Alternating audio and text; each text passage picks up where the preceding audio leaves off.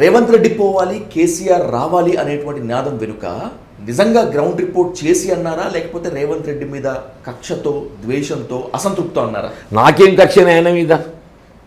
ఆయన పిసిసి అధ్యక్షుడిగా నేను కావాల్సిన దాన్ని ఏది ఇస్తుందో ఆయనే అవకాశం పొందినప్పటికీ ఐ నెవర్ ఫెల్ట్. నిజంగా రేవంత్ రెడ్డి మీద కక్ష ఏముండదా? కక్ష ఏముంటుంది?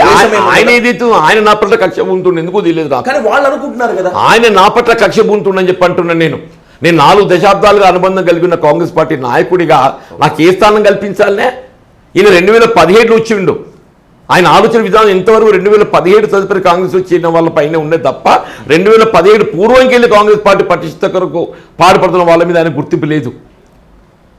ఆయన 2017 బ్రాండ్, ఆయన 2017 brand.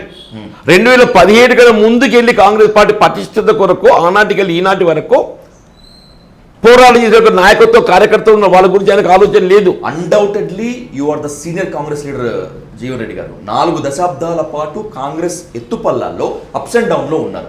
What my question is, కరడుగట్టినటువంటి కాంగ్రెస్ లీడర్గా మీకు పట్టం కట్టకుండా రాజకీయాల్లో ఒక మాట వినిపిస్తూ ఉంటుంది, పారాషూట్ లీడర్స్ అని.